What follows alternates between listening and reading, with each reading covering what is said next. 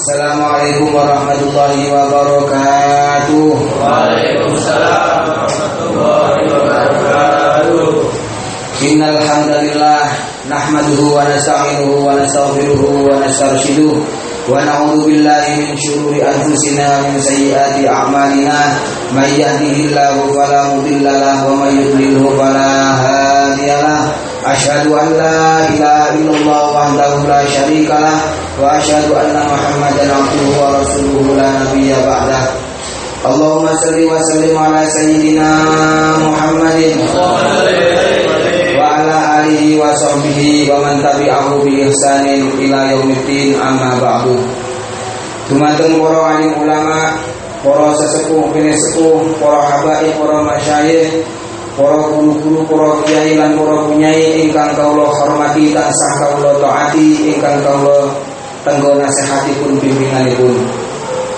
Dumateng sedaya jamaah santri wiji dimanapun berada, khususipun ingkang hadir menika, muga-muga kula kalih panjenengan sedaya dipun paringi kaliyan Gusti Allah tambah kuat imane, tambah umur barokah, paringi rezeki ingkang halal lan barokah, ketekan hajate hajat dunya lan akhirat, ilmune manfaat, husnul khotimah.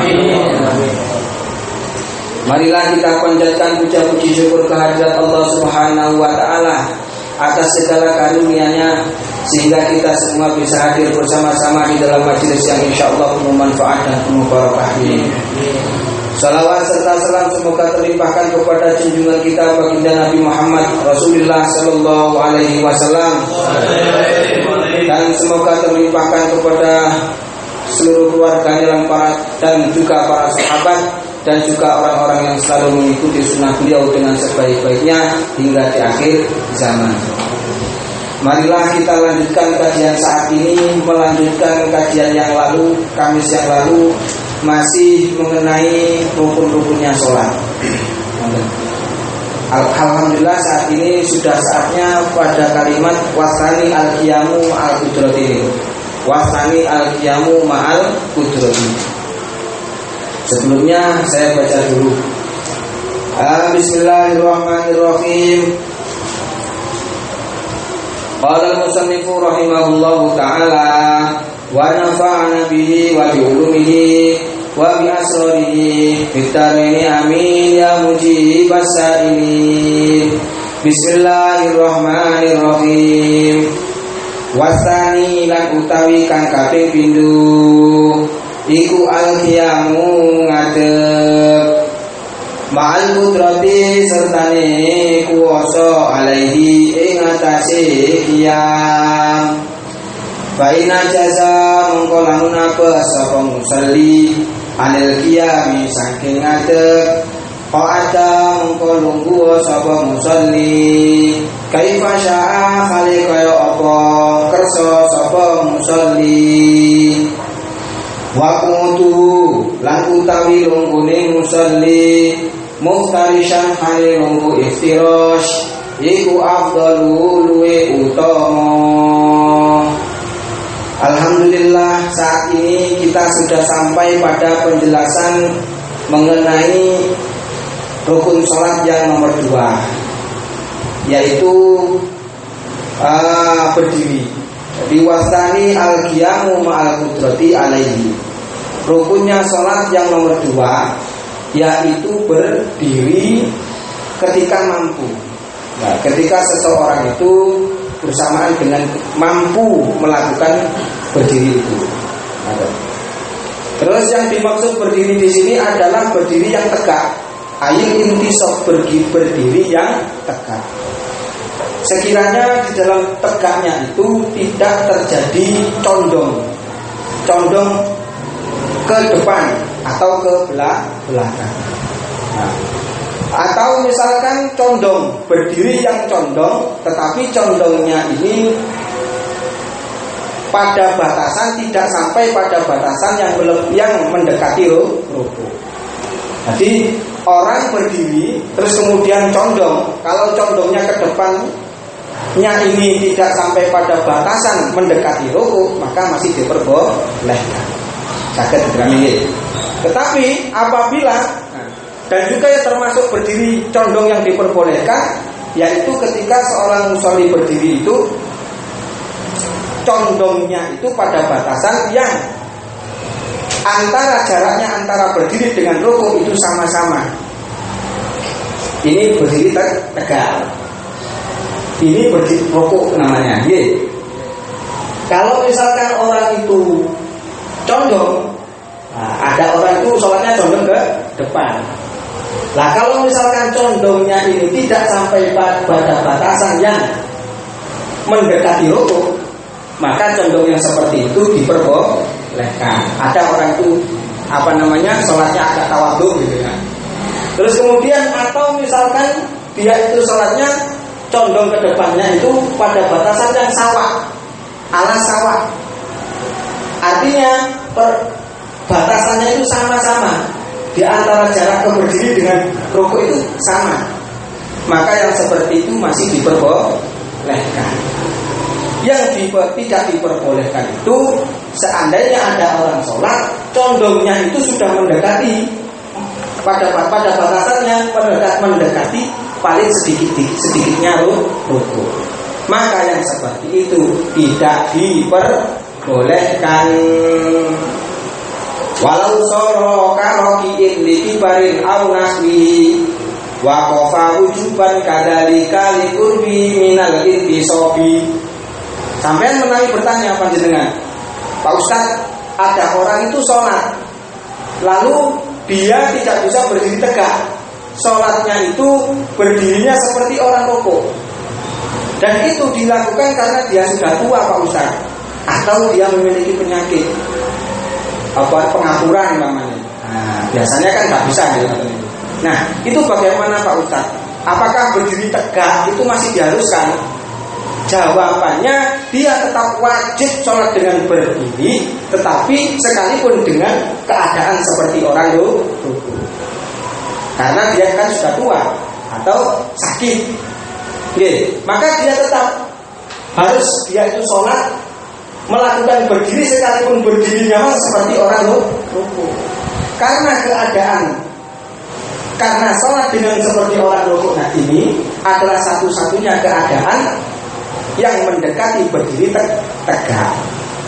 Ya, makanya dia harus tetap berdiri sekalipun harus dengan seperti orang rukuk. Terus kemudian walau istanada ila syai'in kasidarin azzahu ma'al karoha walau kana bi khaitu law usila la saqata li wujudi ismil qiyami. Terus panjenengan bertanya lagi, Pak Ustaz, kalau misalkan ada orang sholat terus bersandar pada sesuatu, misalkan tembok atau kayu, sembahyang ngadeg berdiri, tetapi berdirinya dengan bersandar, nanggoni papan atau di tembok misalkan, atau lain sebagainya. Yang seperti itu sah apa tidak Pak Ustaz berdirinya? Boleh atau tidak seperti itu? Jawabannya boleh. Dan dianggap cukup adza'ahu. Boleh berdiri dengan bersandar pada saat sholat itu diperbolehkan, boleh. Tetapi mahal karoha, hukumnya makruh. Hukumnya makruh. Walau karas.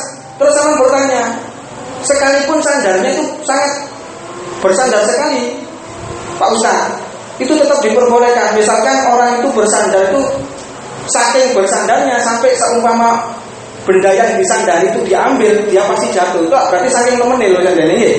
Yang seperti itu masih diperbolehkan apa tidak Pak Ustaz?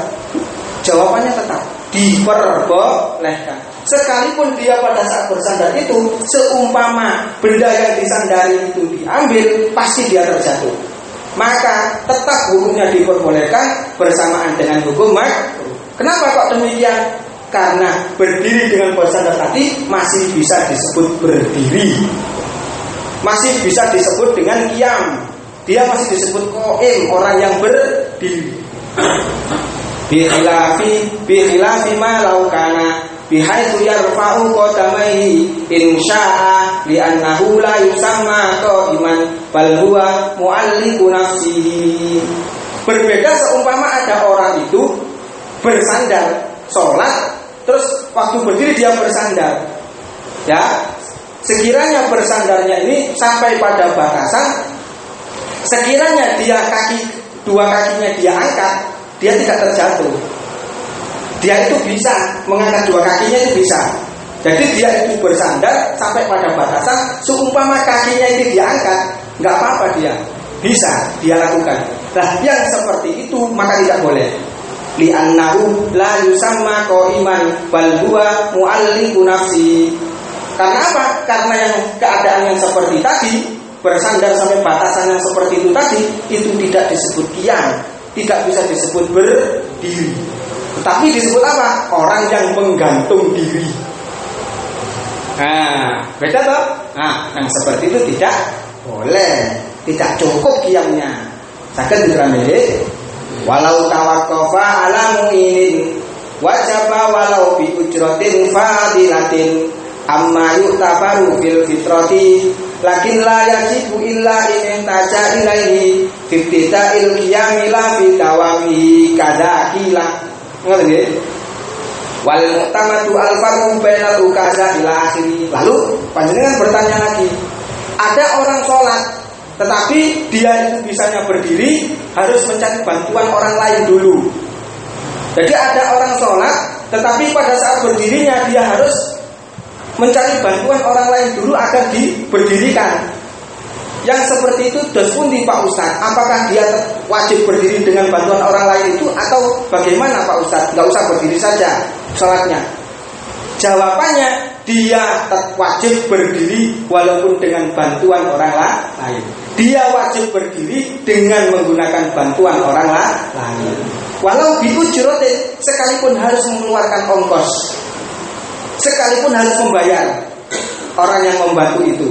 Yang mana bayarannya tadi melebihi dari ukuran yang diiktibar di dalam zakat fitrah. Sekalipun begitu, tetap wajib dia berdiri dengan bantuan orang lain tadi.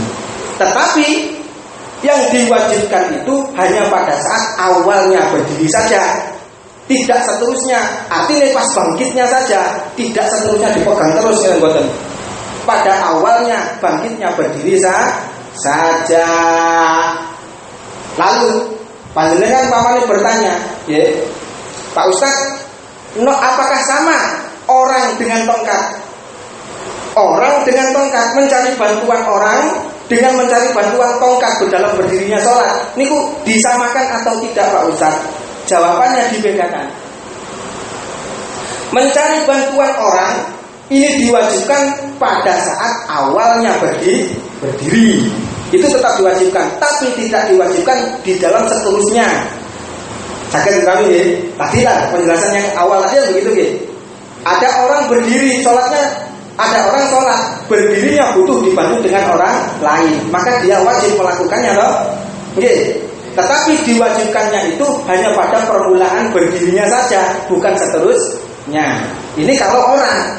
Tetapi kalau tongkat tidak terbatas, dalam artian dia diwajibkan walaupun baik di awal berdiri atau seterusnya. Itu kalau tongkat. Sakit dirami. Dan itu bedanya tongkat dengan orang. Wa mahallu kaunil qiyami ruknan fil fardi walau mandurun aw ala suratil fardi fasyamila al mu'ata wa salatas sabiyyi bi khilafin nafli fayajuzu fil qu'udu wal ittija'u dunal istilqa sawa'un arwatibu wa ghayriha ila akhiri wa ghayruha ila akhiri. Lalu tadi dijelaskan bahwa rukunnya sholat itu yang kedua adalah berdiri. Nah, letak berdiri, ya, berdiri ini digolongkan sebagai rukunnya sholat itu ketika sholatnya itu adalah sholat fardu. Jadi berdiri ini termasuk rukunnya sholat, tetapi di dalam sholat yang fardu. Sholat fardu ini artinya baik sholat fardu yang dinadari, sholat yang dinadari, atau sholat yang dalam suratul fardi, sholat yang dalam bentuknya sholat fardu. Ay ala suratil fardi. Sholat yang dalam bentuk sholat fardu ini mencakup sholat yang iadah, sholat yang muadah, sholat yang diulangi. atau sholatnya anak kecil. Sholatnya anak kecil ini bukan sholat fardu sebetulnya karena belum diwajibkan, tetapi sholat yang dilakukan itu dalam bentuk sholat fardu. Nah, maka dari itu maka sholat-sholat yang saya sebutkan tadi berdiri di dalamnya adalah termasuk rukun. Berbeda kalau sholat sunat. Di dalam sholat sunat berdiri itu tidak termasuk rukun. Berdiri bukan termasuk rukun. Oh berarti angsal lungguh Pak Ustaz. Boleh. Panjenengan sholat sunat dengan duduk boleh. Sekalipun mampu sebetulnya sampean berdiri. Sholat raweh, wah sembahyang kabeh sampean tok sing lungguh. Mboten napa-napa. Mboten napa. Diperbolehkan di dalam sholat sunat itu duduk boleh atau bahkan tidur miring di atas lambung kanan boleh.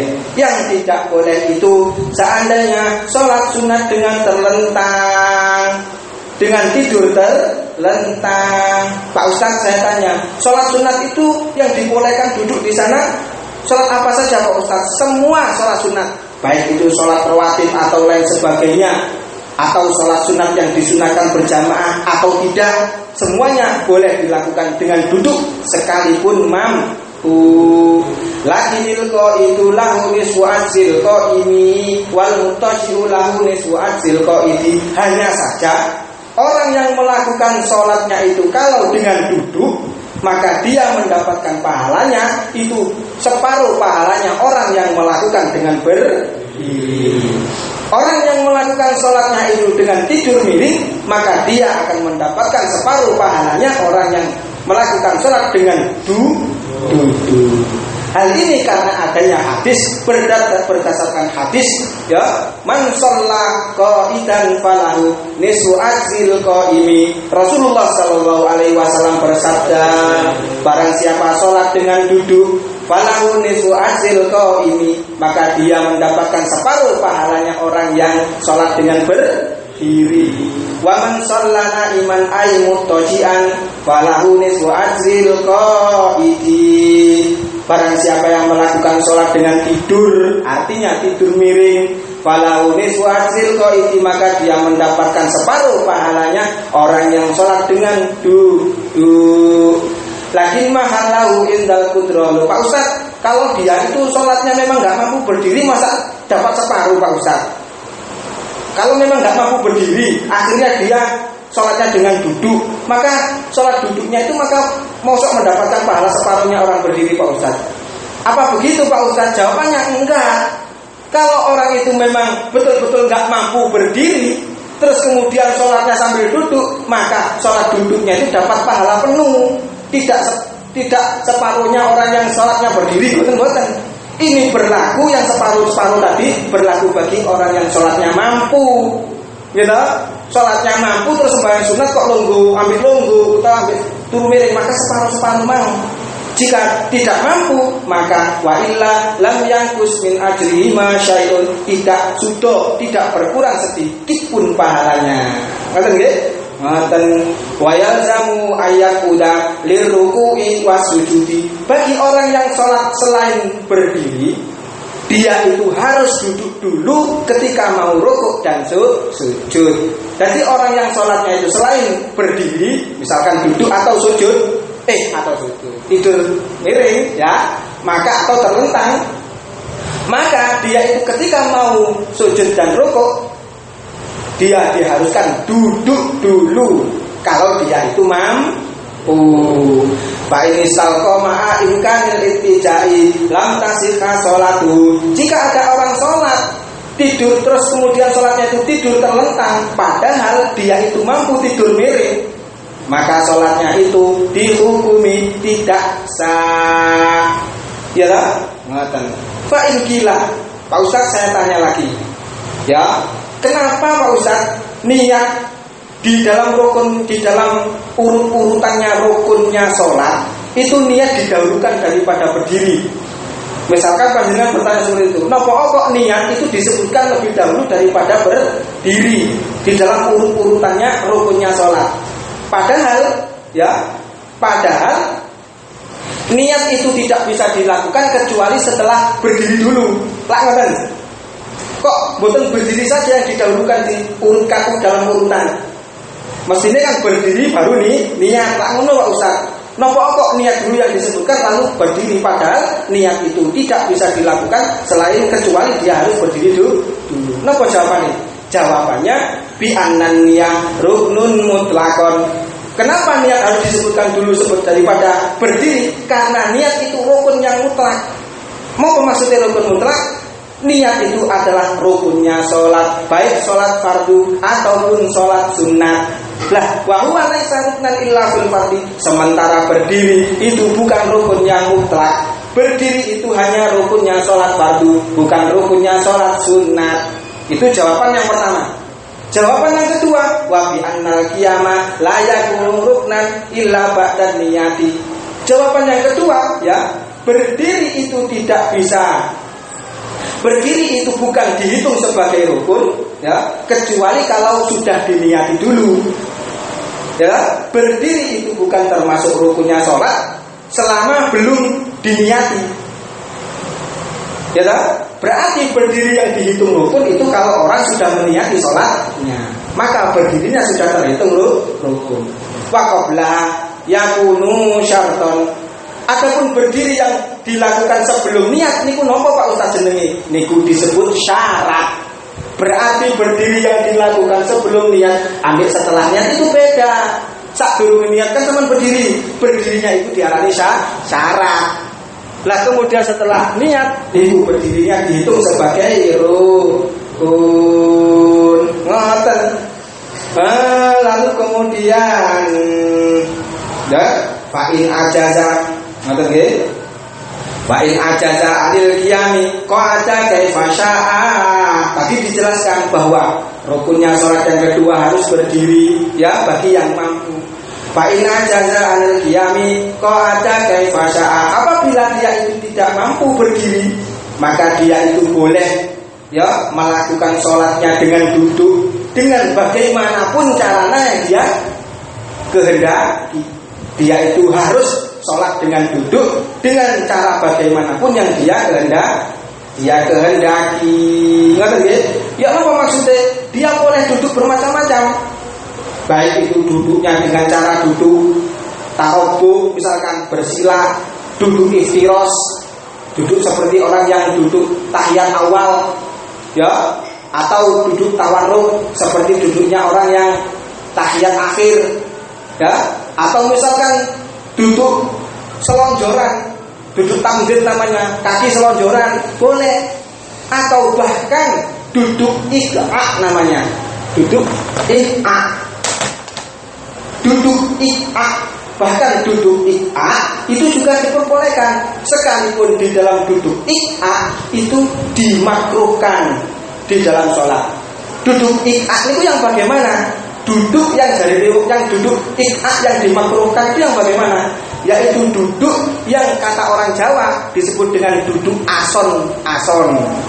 Jadi duduk ason itu duduk dengan cara meletakkan pantatnya di bumi, ya, meletakkan pantatnya di bumi, lalu menegakkan